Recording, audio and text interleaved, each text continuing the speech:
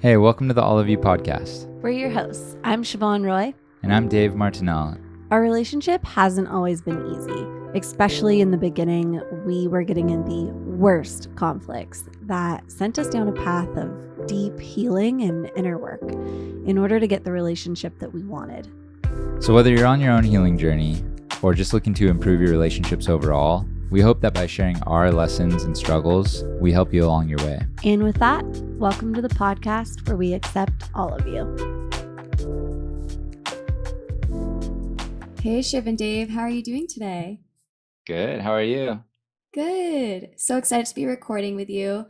For some background for everyone, Shiv, Dave, and I met on Instagram. We both are on our own growth and podcast journeys and really just connected and bonded over a lot of different things and decided that we had to record together. So today we're going to really dive into inner work, our growth journeys, the challenges and blessings that it's brought into our lives, and a lot of really great and interesting topics, as well as sharing our own personal journeys. So I'm very excited about that.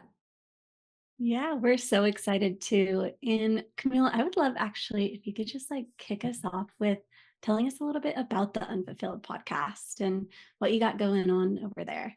Yeah, absolutely. So I started the Unfulfilled podcast last year after, I would say, 3 or 4 years into my growth journey. Towards the end of college, I definitely went through a period where I wasn't very happy, and that led into the pandemic. So obviously that spiraled a bit more. I got really into self-help podcasts and books, and it really just fueled and inspired my own personal growth journey. And sometime in the last year or so, I felt deep down that I really wanted to start creating rather than just consuming. And even though I had a lot of resistance with that in worrying about being vulnerable and authentic, especially only being 24, 25, still very much having those barriers of worrying about what other people think, I was very hesitant to do so. But last year, I couldn't shake this gut intuition, this feeling that I speak about a lot in my podcast that I think we all have that we can't ignore. And so it didn't go away. It was telling me, you need to start your podcast. And so I started literally from ground zero. It's been a wonderful journey, a challenging journey, a very exciting and inspiring journey. But basically, I talk all about navigating your growth journey, specifically for people in their 20s, just given that I'm 26. So a lot of what I talk about can especially be applicable to audience members in their 20s. However, a lot of people come to me and say, this isn't just for people in their 20s. And I'm like, yeah, but who in their 50s is going to come to someone at 26 for a podcast? So that's basically what Unfulfilled is. And the whole premise is that I think in our 20s or wherever you are in your growth journey, our ultimate goal is to feel more fulfilled. And a lot of what society tells us to be doing, a lot of the pressures that we feel leads us to feeling unfulfilled. And so it takes going against the grain, breaking the mold, and being brave and authentic a lot of the time to feel your most fulfilled. So that is very high level, a lot of what I like to talk about in the podcast. And it's really fueled my own growth journey even more. So it's been quite a ride. Well, we love it. We're huge fans and Yeah. huge fans of what you're doing. It's so exciting to see somebody as young as you are going against the grain and doing the work that you're doing, because I for sure would not have had the courage to do that in my 20s. That's for sure. Well, No, thank you. And as we're gonna dive into, it's come with a lot of its own challenges that I know we both can relate on. But I would love to turn the tables now and ask you guys how you got into your inner work journey and starting your own podcast. yeah, absolutely. I'll take that one. I think for me personally, I've been a self-help junkie my entire life and always reading books, listening to podcasts.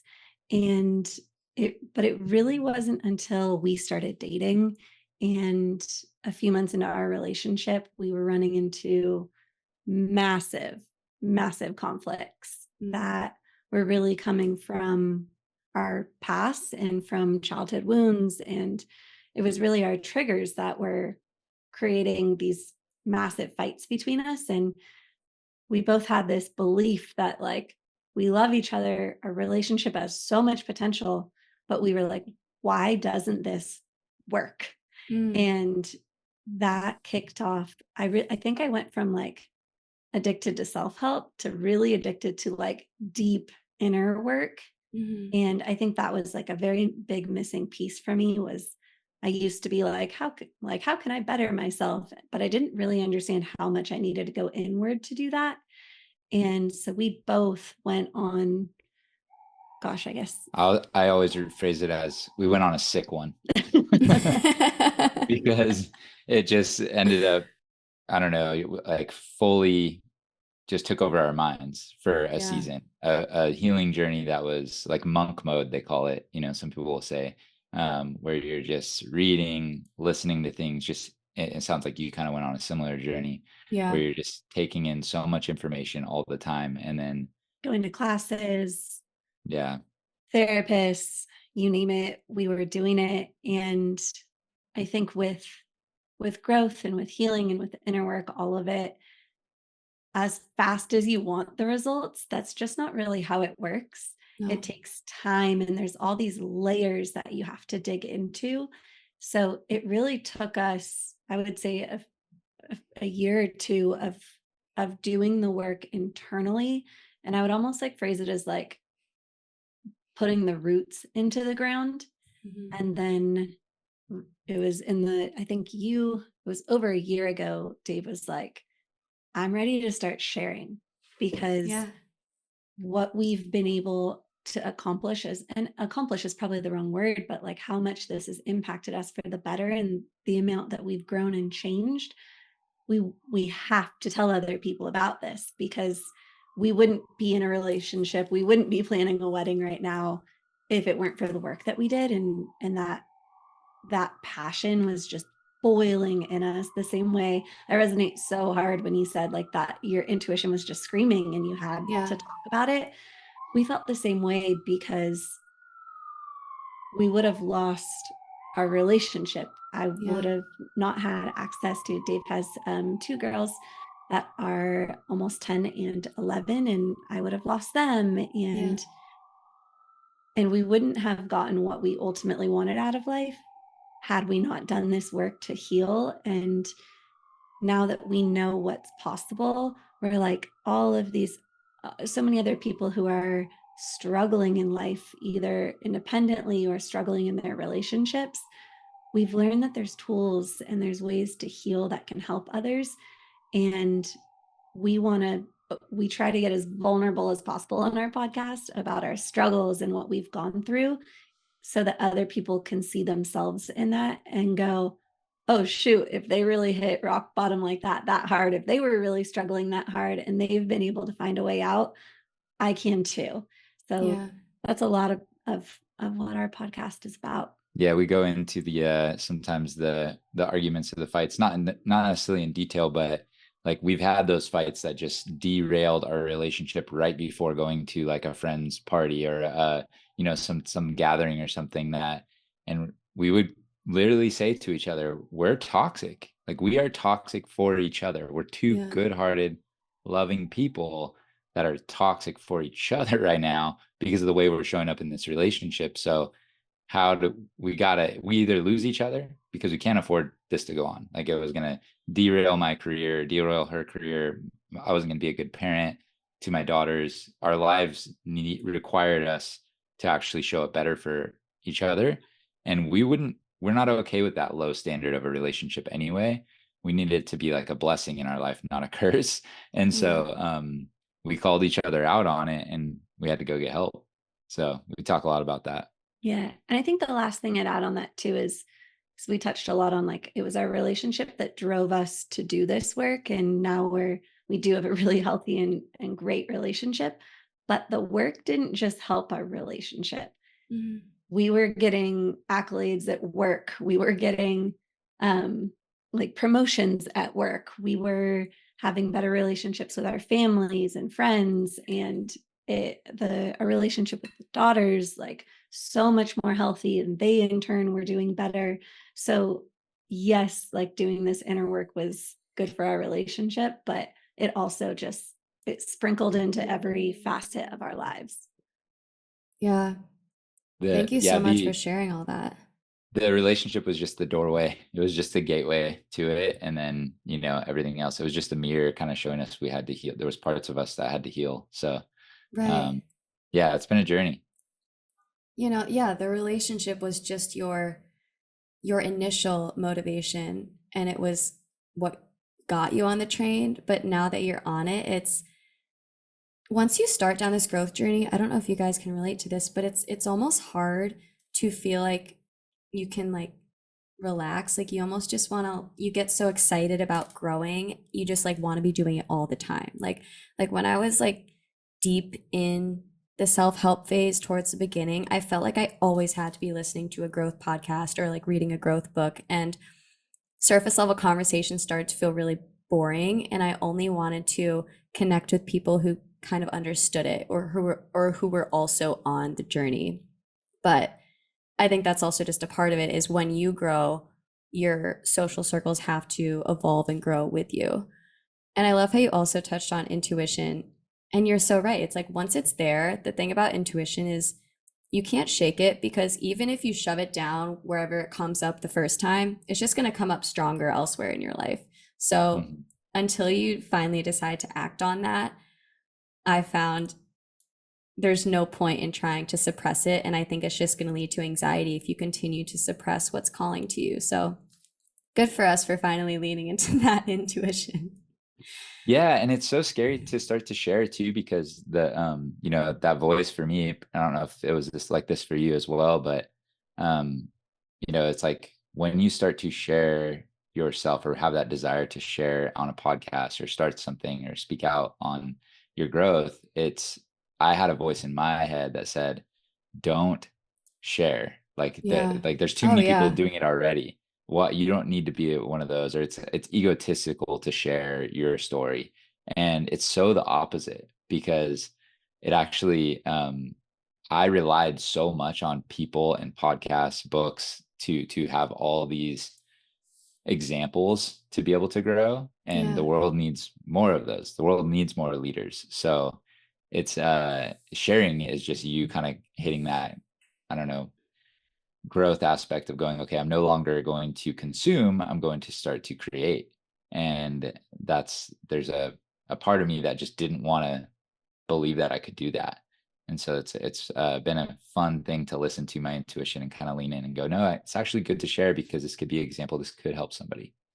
Absolutely. And I so had that resistance.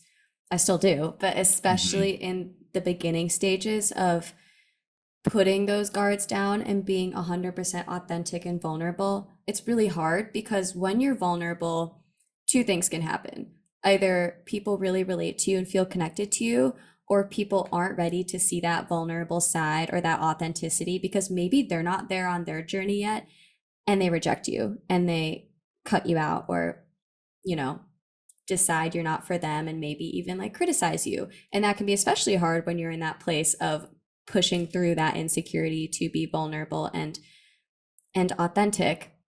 But I have absolutely found that the more authentic we are and the more we share that with other people, like at an appropriate level, the more connected we all feel and the less alone we feel. So that's a big purpose of why I wanted to start the podcast too, is I felt really alone. Well, we all feel alone at times, but like throughout my 20s, I think a lot of the reason I felt really alone is because it's not really talked about how it's a really difficult time, and how a lot of us aren't aligned with the whole 20s lifestyle, and it's just a huge transition period that can feel really uncomfortable. And I know we're going to dive into your guys' advice for 20s and your experience as well.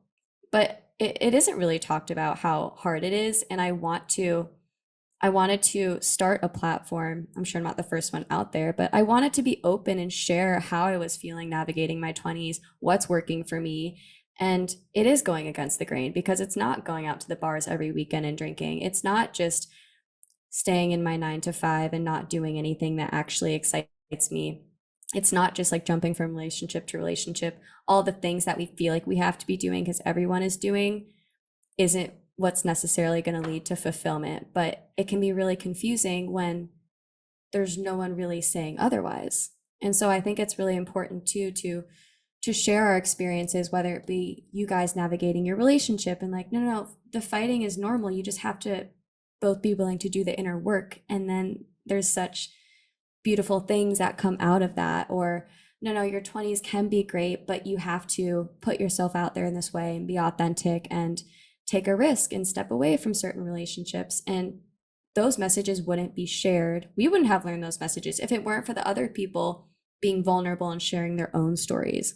And so there's such strength in vulnerability. I couldn't agree more. Yeah, Yes. totally. And I just have to fangirl you for a second because I did not have the guts to do what you're doing in my 20s. My 20s, I was hustling a corporate 9 to 5, trying to climb the ladder. I was in sales, just I was chasing commission checks and thought that would, the more money I had, that would bring me fulfillment. And like, spoiler alert, of course it didn't. Mhm. And then I was like chasing travel, thinking that would bring me fulfillment. And obviously that didn't either. And if I could go back to my 20s, I wish I took more risks like you are taking with this podcast and just fully put myself out there.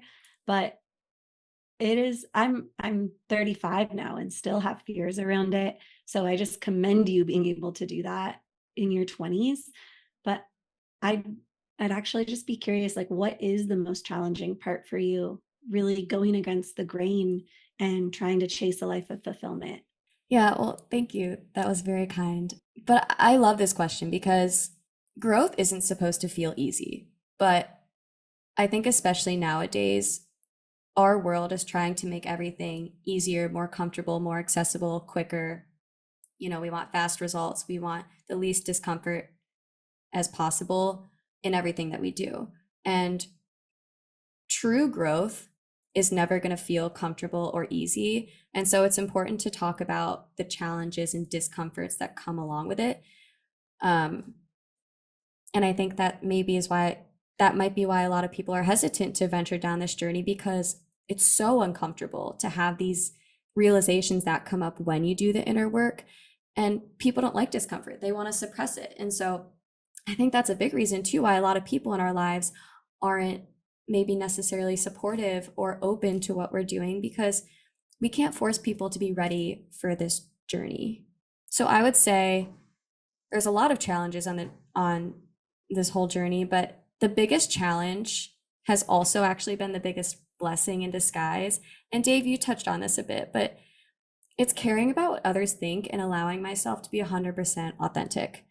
When you do something that's not mainstream or quote normal in society's eyes, it's automatically, without a doubt, going to come with judgment from people, or certain people not understanding you, maybe not supporting your goals and dreams.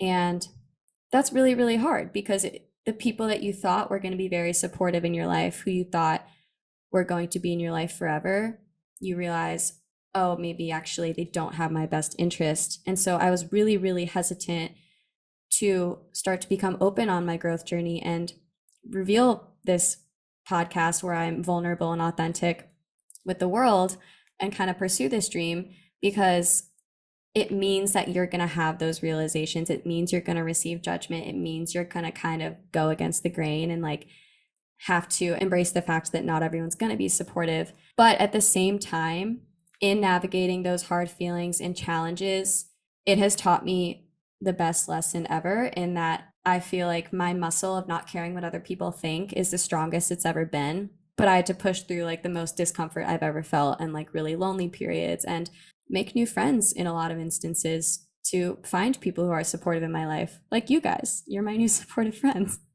We're happy to be it. Yes. But and I just think it's evidence in and itself, in that the hardest times teach us the most important lessons. And so this challenge has pushed me to grow so much more in my growth journey. And I thought I didn't care so much what people thought like last year. And now where I'm at, I'm like, wow, like I feel like a whole new person. Like, what's a year from now Camille gonna be like? And it means continuing to lean into that resistance of caring what people think and continue to practice being authentic despite, and reminding myself that the people who are going to have my best interest and support me, they're going to support my most authentic self. I don't have to put on any act or focus on the people who aren't going to be supportive. I can solely look at the people who will love me regardless. So it's been a blessing because it's truly revealed who's going to be most supportive in my life. It's allowed me to really, really practice not caring what other people think. So I would say that challenge came with a huge growth journey as well. That's amazing. Yeah. And I can resonate with that so deeply. I think especially the part of sitting with the discomfort, because it is physically so uncomfortable putting Yeah. yourself out there. The day after we launched our podcast on social media, like just announcing to friends and family that we were doing this, Yeah. I slept for 2 days. I was so emotionally exhausted I because thought you were going to say you didn't sleep. That's kind of amazing. Thought you were going to say I was up all night. You're like, I slept like a baby. She crashed. I was the like opposite. I was crashed. she just I was like, out. I'd be just awake in bed.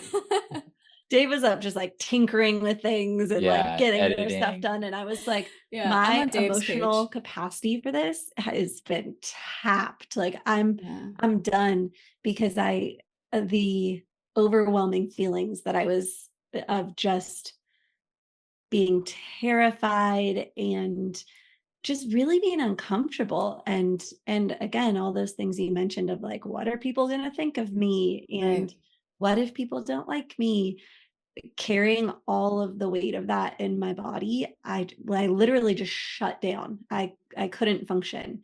Yeah. But I think it's really that practice of, once you learn how to hold those emotions more and more, your Mhm. capacity for holding them gets bigger.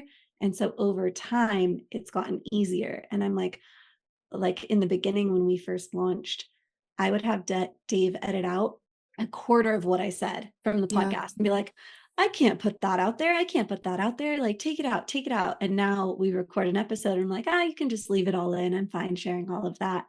But it's my capacity for holding the emotion of, this is really uncomfortable, and that feeling of caring what people think has decreased substantially. And Yeah. so we're able to be more vulnerable. And that, kind of like you said, like that growth journey it comes hand in hand with doing something like this, and it's Mhm. been such a gift.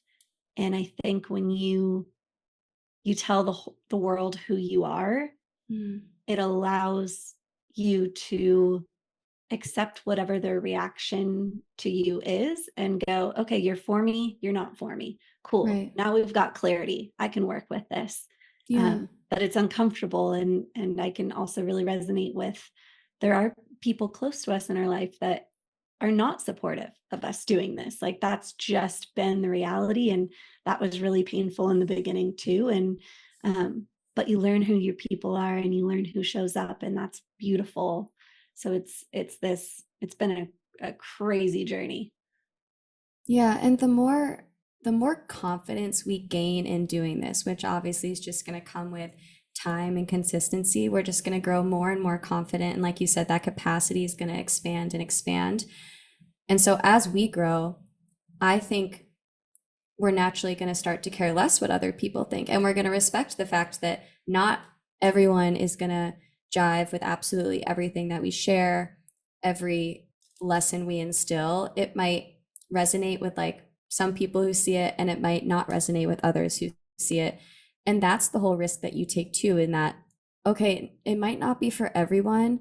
Maybe you'll lose some followers from that, but maybe that's a good thing, because you're not going to be for everyone. But the whole point is your story might really, really help some people. It doesn't have to be everyone, but the more vulnerable and real that you get, and the more open you are about sharing real experiences that a lot of people are probably going through, I think the better chance that you have of helping someone else along their own growth journey, because we're all human beings going through super similar experiences, even though they might just look slightly different on the surface, you know, like the three of us are all going through such similar growth journeys, just like in different cases, you know, just like in different colors. And I think that that's applicable even if you're not like the three of us on this like podcasting journey. I think it goes into whatever that desire is in your heart, that or gut feeling in your intuition, that there's something you want to do. There's something you're meant to do, but you're not doing it because of all of the fear surrounding it. Whether that's fear of failure, which, oh my goodness, how many times that's kept me from doing things in my life, fear of judgment of others, whatever that is for you, the process of moving through the discomfort and actually doing it looks the same. And I think I just want to like take a moment to say to anyone listening, like, if there's a whisper in your heart of like something you want to do, go through the growth journey of sitting with that discomfort and do it, because that's where you reach fulfillment. Fulfillment isn't in the 9 to 5. It's definitely not chasing travel, and it's not in all these, you know, it's not out drinking. I've tried that one. I've tried a lot of them, and Dave's tried even more. And We have a full range between the two of us, that's for sure. yeah, Of life what have you experience. done to try to chase fulfillment over here? Everything. I mean, I think we lived different lives we lived absolutely different lives until we met, right? So she lived the, single lifestyle of traveling. Shiv had been to 37 countries Yeah. before I met her, and traveled what, I 6 was months either abroad or a traveling year. at a Like, music festival, grinding at work. yeah, so very career oriented, but also traveling. I wouldn't say partying, but kind of. I was having a lot of fun. Yeah, Like constantly she pursued the stimulated fun. doing something. Yes. Yeah. Yeah, and I was a pastor in my 20s of a college group out at my church, and Wow, I didn't I know that. was and then I went and I got married at the age of 20, and then I 20. yeah, at 20. So So you I guys went had through opposite experiences. totally. Yep. So I pursued, religion, I pursued family, and I had 2 kids in my 20s, 2 daughters, and then I bought a house at 25 and so remodeled it, sold it, bought another house, remodeled it, ended up having to sell it in the divorce. So I had pursued, a different route. And I had a career kind of brewing, but the career wasn't the main thing, and chasing fun wasn't really my main thing. Even though I was drinking a lot, I was still coping a lot with other things. I just we lived totally different lives, pursuing different ways of fulfillment. And I think coming together, we've both admitted to each other it doesn't really matter what we were doing on the outside. Like, I could have found fulfillment in the things I was doing. She could have found fulfillment in the things she was doing if it was guided by our intuition. But neither one of us were really listening to our intuition to Yeah. let go of the things that it would have required to let go of, like caring what people think, or Yeah. these people's opinions of us, or that job or that money, and so we were holding on to things that we thought would lead us to fulfillment. And Right. so we kind of have the almost a full spectrum between us, and that's why it was so triggering when we met, because we have such different paths, and we were trying to get each other to fit into our box. But the beauty is in accepting the other person's perspective. Our relationship now has so much more experience in it. It's just hard to hold sometimes because you want to find somebody like you that's had the same experience because it's comfortable, it's easy. But actually finding somebody that triggers you a lot and triggers your insecurities is good. Like when Yeah. Shiv would talk about traveling when we met, I had this desire and deep desire to travel. So it would kind of trigger me, Yeah. and I'd be like, I want to go to these places, but you've already been there, and that's going to be so hard for me. And it's just a mirror. It's just me Yeah. looking in a mirror going, yeah, you didn't travel when you were younger. You pursued this. And I would talk about house things or the houses I owned, or even just having kids and being married. And that would trigger Shiv because it's like, that's the experience that I had that she didn't get to have. And so it's Right. all just a mirror for you. But really, when you start to go inward and do the inner work of finding fulfillment, listening to your intuition, you can find fulfillment almost doing anything. I can find fulfillment now sitting in a room alone with the lights off, just meditating if I Mm-hmm. really want to. And Yeah. so it's all inward that you really find that fulfillment. And I think that, what you do isn't as important as how you do it internally. Yeah, I'm so glad you guys shared all of that. And that's so interesting that you had just polar opposite stories.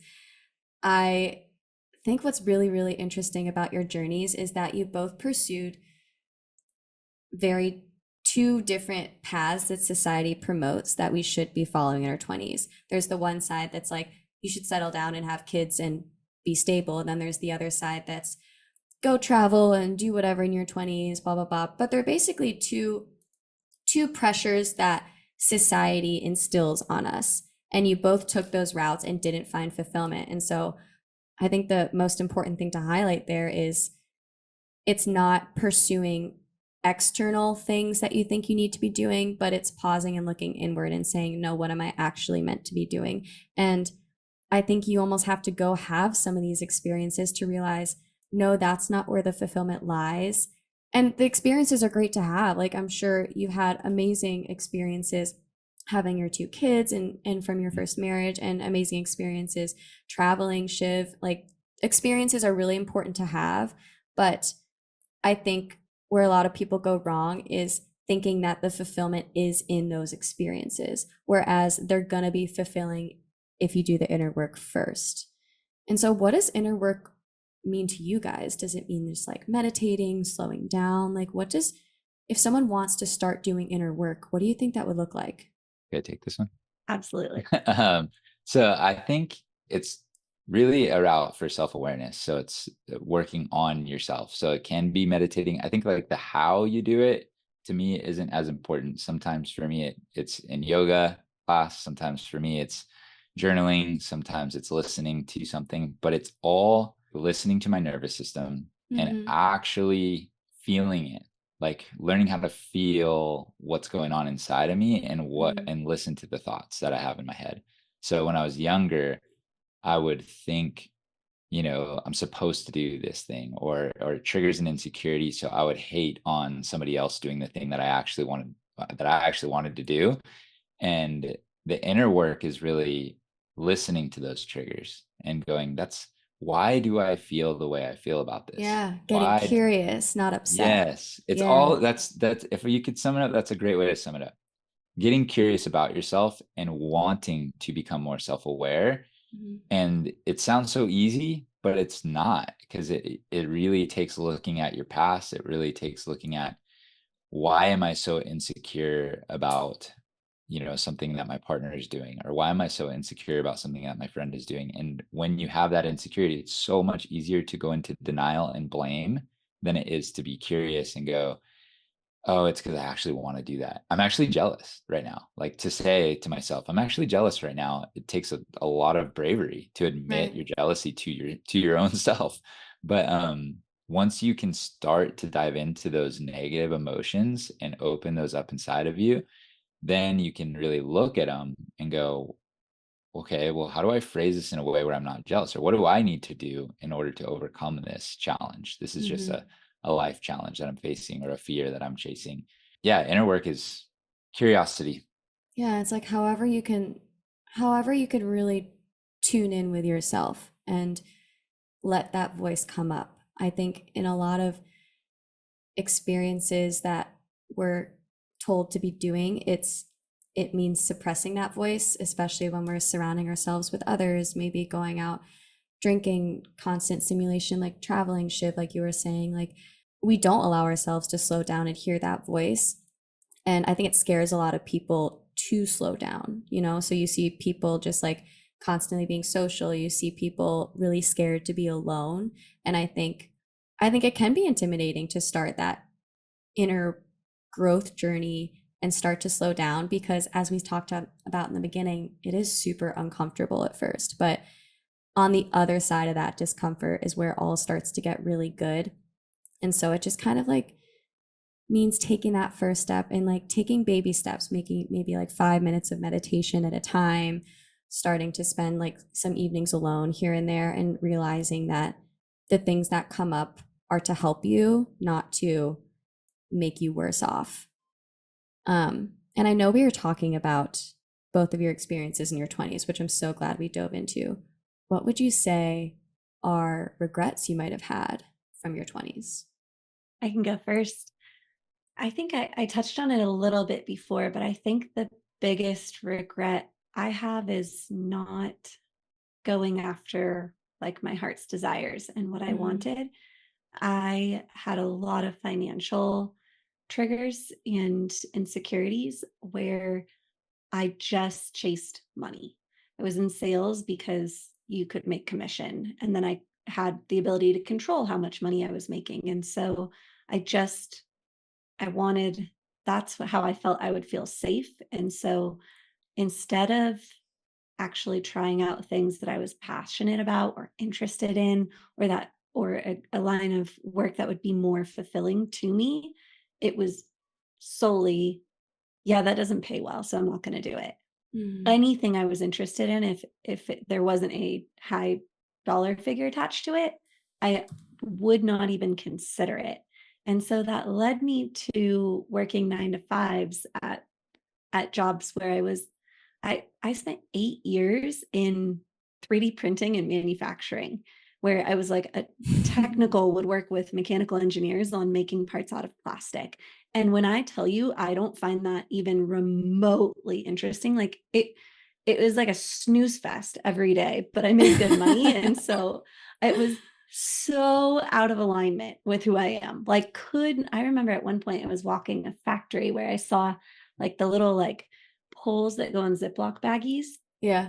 And it was like a swimming pool size box of like the little plastic Ziploc baggy things. And Sure. I am a big fan of like trying to actually protect our environments and not and like actually recycle, and just seeing this swimming pool of waste and that hadn't even been used yet and being like, oh, I work in the industry that promotes that and Yeah. I sell materials that aren't recyclable. Like I was so out of alignment with my values because I was just chasing money. And that left me, I cannot even tell you how unfulfilled I was. And honestly, like kind of depressed.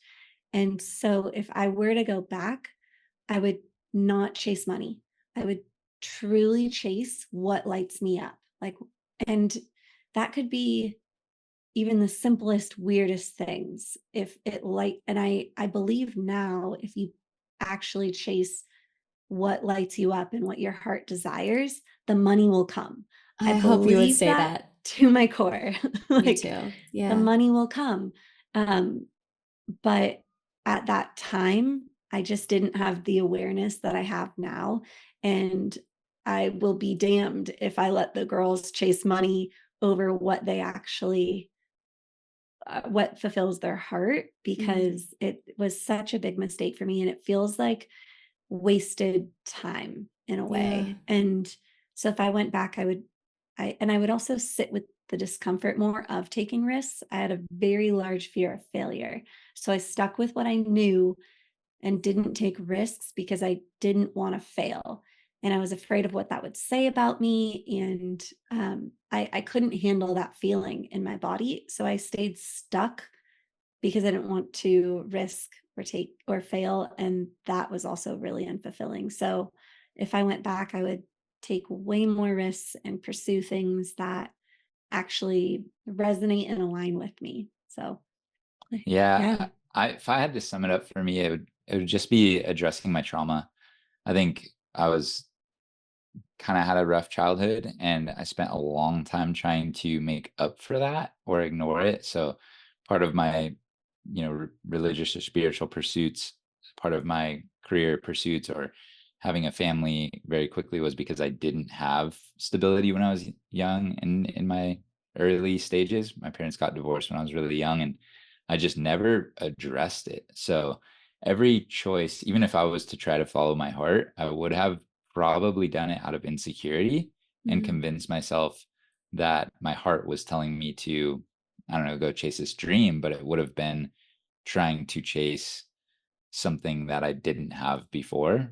And so until I started healing and really doing that inner work and being curious about why I feel the way I feel, I didn't have enough of a foundation. Like Shiv had a great family and great parents that she had that foundation to where if she would have chased her heart, probably would have led her the right way, where I was contaminated inside. So mine was kind of black or dirty water. And so I wish I would have gotten into therapy when I was younger, or classes or courses, or started reading. I just had a lot of negative beliefs about myself. I had a lot of insecurities and jealousy and just trauma that Yeah. actually led to like poor behavioral issues that I had anxiety and ruminating thoughts that would have taken me down no matter what route I traveled. I could have started a company and I would have ruined it. I would have been the worst CEO because I would have had fear and anxiety that would have left me leading out of a bad place. Yeah. So like if I was in my 20s, if I could do it all over, I would start healing immediately and just start from at least try to start from a good foundation. Yeah, thank you both for sharing that. I couldn't agree more with everything that you said.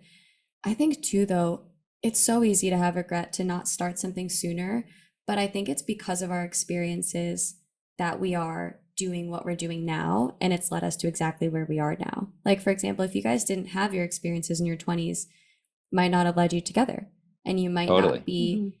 I forgot to say this earlier, but when you were sharing about your relationship, I think the most beautiful thing is you guys have had polar opposite experiences, but the reason that you're so connected and so in love and at this great place now is because your growth journeys were aligned. So it's not like all your interests and experiences were aligned, but I think it's really important to find someone who is willing to grow with you and you're aligned in your growth journeys. Because if it's only one person doing it, then it's never going to work. But I think we have to get to those lower places. We have to have those difficult experiences to fuel us to start on those journeys, or to fuel us to start to, like you said, Shiv, follow your heart, or to fuel us to do the inner work, like you were saying, Dave. And like even me, I'm like, oh, I wish I started my growth journey earlier and started the podcast earlier. And then people remind me, like, you're 26. Like, what are you talking about? Like, you're so early on. And it's all just perspective. I'm like, you're so right. If I didn't have those experiences, I wouldn't have all of these things that I learned from and all of these things to share about. And so I do think it all happens for a reason, but it's very easy to look back and regret the experiences that didn't leave us feeling as happy as we wanted them to. Totally. Yeah. And I don't think we try to live like now we try to alchemize it, right? Just there's a lot of pain, there's a lot of hard, but um we know we have a lot to give in the sense of like we've chased it all. So there's a lot of wisdom between us that we can glean off from each other. So a lot of times I'm like have no idea about something and Shiv is super experienced, or if she's inexperienced then I am experienced in that. So it just helps each other out. Finding a partner that has the experience that you're looking for is great, you know? Yeah. So when you do fail a lot, it's not a failure. There is no real failure. It's more Right. about that's experience now that you have. Absolutely. I love the idea, and I've shared this before in a different episode, but the idea that failure is a good thing because it means you put yourself out there and tried. If you've never failed or aren't failing, it means you're not taking enough risk, I think, you know? And when you do fail, then we switch to the other quote that I love: rejection is redirection. Okay, what did I learn from that? And how can I pivot? What is my inner voice telling me? And how can I make a change moving forward? But if we constantly avoid failure, we're just going to be stagnant and then full circle, never grow. Yeah. So well said. Yeah, I feel like listening to you, you know, you're very mature for your age, and it sounds like you've just grown so much, or something's allowed you to have this foundation. Like what started that for you, or I actually thought you were going to open it up by saying, like, it sounds like you had good parents. I was gonna say that. I do. Yeah, it I have sounds great like you have great parents. parents. Like honestly, it just does. And that's a great foundation to, you know, that's what we're trying to do for our girls. You know, it's awesome.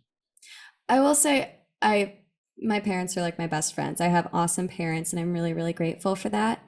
But and they very much encouraged my brother and I have an older brother, to learn from life and have experiences to learn from. You know, we had like curfews and all that, but they didn't hold us in such a tight leash where like we couldn't go out and live life. And even when like I would like turn to them to like tell me what to do and like for answers when I was in college or whatever, even after I left home, they're like, we're not going to tell you what to do. And I'm just like, but tell me the answer. So they very much, I think it was such a blessing that they let me really live my life and learn from that. But I will say my growth journey and my journey of spirituality that's led me to here was more just like from kind of being in like a dark place, from not really being happy with where I was at. I think like I touched on the beginning, it was really towards the end of college. And I think like you said, because I'm a bit more of an old soul, I wasn't very aligned with the whole lifestyle as much in college and in your 20s of the shallow surface level connections, going out to the bars all the time, just like the hamster wheel of the 9 to 5. And because I felt so out of alignment for a lot of those years, it was really just like getting inspiration from self-help books and podcasts. And in listening to that, I think I just had this inner voice deep down that was always like, that's what I'm going to do. And that's what I'm meant to do. So, and now my parents are like two of my biggest support systems, and they're very proud of me. My dad's like, why is it just for people in your 20s? Like, I'm learning from you every week. And I'm like, that's great to hear. But yeah, I think it's just, I just had that feeling that came up from my own growth journey, but it definitely sparked, similar to you both, of just not feeling very happy with where I was in life and deciding I wanted to do something about it rather than just kind of suppressing it. So awesome. I like that last point you made. I think is so important, of deciding to do something about it, because our happiness, our fulfillment is in our control. Yeah, it's on us. It's on us. We choose what our life looks like. It's on our choices. And when you're able to take that accountability, I think that's really where the rubber meets the road, of going, I'm accountable for living a fulfilled life and a happy life. And it's my choices that are going to get me there. And then when you can step into that and start walking in alignment with what you want out of life, I think that is where you find the fulfillment. Totally. And it's not, the fulfillment isn't in the relationship. It's not in the job. It's not in the travel.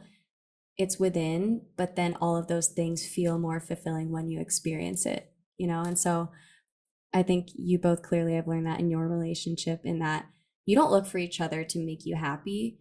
You get curious when something does come up within, and out of love, you address it from a really healthy place, you know? And so that really is because of the work that you've done, whereas so many people in relationships, I think, continue to fall into that same pattern of constant fights and conflict because they're constantly offended by what the other person's doing, taking things personally, and just coming from this insecure, unawakened place where they look for the other person to constantly make them happy. But it's really just constantly projecting their inner scars onto each other. So true. I've experienced that. Oh my gosh, you like unbelievable levels. If you're wondering why I couldn't put that into words. It's the story of relationships, and I think not enough people talk about it. I think there's always the romantic story of, the Disney kind of storyline that we're taught, and it's just not true. If you want a true love, if you want that real mature love, you can't look for bliss. You have to look for a challenge. And know that that relationship is going to challenge you. That person is going to be your biggest challenger. They're going to trigger you pretty consistently, and it's on you to figure out how to grow from it. And then you get that positive affirmation. Like, Shiv's seen me grow so much that now when there's a challenge or something comes up and I'm triggered or I'm facing something, she has no doubt that I'm gonna do the right thing. Even if I'm like whining about it and I look like a 5-year-old and I don't want to do it, I don't want to step up to the plate to overcome this challenge. In the back of her mind, she's like, I'm gonna leave him alone for 30 minutes and he'll come back and go, all right, let's go. I got this. And so that's just, trust that gets built over time of facing Yeah. those challenges together. But we That all did look not for that. happen overnight.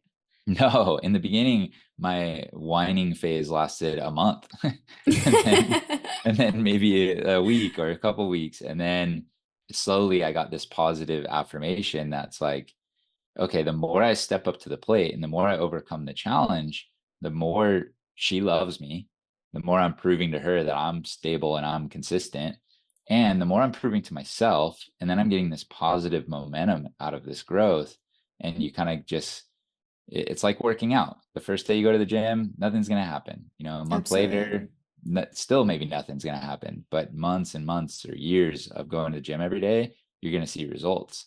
And so it's, having that relationship where you treat it that way is a lot different. But people want easy. They Mm-hmm. want to get swept off their feet, and you will. If you want, you can get swept off your feet so easy by anyone, right? There's billions of people out there that will sweep you off your feet for 3 months, and you'll have the best summer of your life in this bliss. But do you want the love that's sustainable over 10, 15, 30, 40 years? And that's not going to be built off of a summer of love. I'm sorry. Like, you can have that. That's going to be fun. It's going to be whatever it is, but it's not going to be what's lasting. What's lasting is facing the triggers, talking about the hard things, and having a partner that supports you in your growth. And that's not as romantic. Yeah. And I'm so glad you put it that way, because we're kind of going full circle back to the whole discomfort thing, like the going to the gym analogy. That was such a great way to put it. It's not always going to be your first instinct. It's not always going to be what you feel like doing. But if we constantly lived every moment of our lives leaning into our cravings and our reactions and just like letting it all go, rather than pausing and being thoughtful and thinking about what is the best way to act that my future self would be grateful for, then we're never going to see results we want. We're never going to have a healthy relationship if we just like are reactive or never like work on it. And so, just like going to the gym, that's the same in your growth journey, whether it be in a relationship or not in a relationship. It takes practicing doing the uncomfortable thing. But when you start to see that it impacts your life in such a beautiful way in all aspects of your life, then you start to want to do it more. And it starts to become easier when you build those muscles. But agreed, it's not like you have one day of like growing and then all of a sudden you're just like perfect. It takes effort every single day. But when you start to see how it pays off and start to see how much more calm you feel inward and how much less anxious you feel in your relationships, at work, whatever it is you're doing in life, then you start to recognize the why behind why we do it all. I've loved Absolutely. everything that we talked about. I know we're coming up short on time. I think we covered a lot of great topics today. I think we could easily stay on here for another 3 hours with I you. know. I know. Yeah, you're awesome. We're so happy for you. And it's actually really encouraging just to see, somebody at your age doing this and leaning into the discomfort and the hard things to have a more fulfilled life overall. And so I know we don't know you super well, but I'm proud of you for sure. It's awesome to Well, see. thank you Yeah, guys. And we'll you always guys be too. cheering you on. So, Oh, me as well. I'm so, so glad we connected and that we're on these journeys together. We'll definitely have to do more episodes to come. But for everyone listening, it's all of you and unfulfilled. I'm sure we'll link things in the bio so you can find us. But I absolutely love talking to you guys and I can't wait to connect further. Absolutely. right Yeah. back We'll at see you you. soon. All right. All Bye. right. Bye. Bye.